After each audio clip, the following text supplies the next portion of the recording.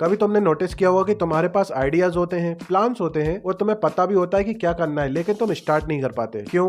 क्योंकि तुम सोचते हो कि जब परफेक्ट होगा तब स्टार्ट करूंगा, या फिर तुम काम स्टार्ट करते हो लेकिन बार बार उसे इम्प्रूव करते रहते हो और एंड में या तो वो कंप्लीट नहीं होता या कभी पब्लिश ही नहीं होता।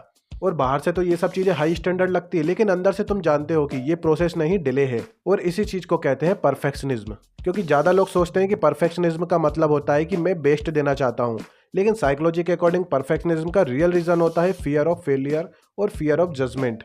यानी कि रिसर्च के अकॉर्डिंग परफेक्शनिस्ट लोग मिस्टेक को नॉर्मल नहीं, फेलियर समझते हैं। इसलिए वो ट्राई करने से पहले ही सोचने लगते हैं कि अगर गलत हो गया तो लोग क्या सोचेंगे, या फिर मैं परफेक्ट नहीं लगा तो।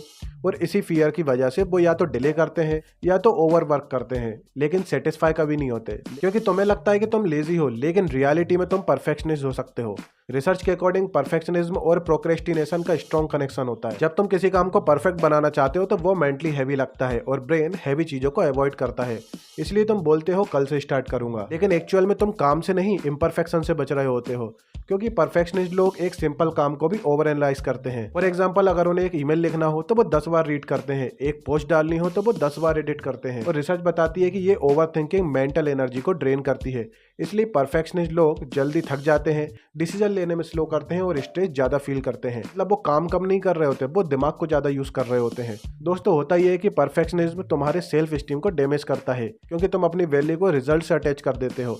अगर रिजल्ट परफेक्ट है तो तुम हैप्पी हो, अगर नहीं है तो तुम डिसअपॉइंटेड हो।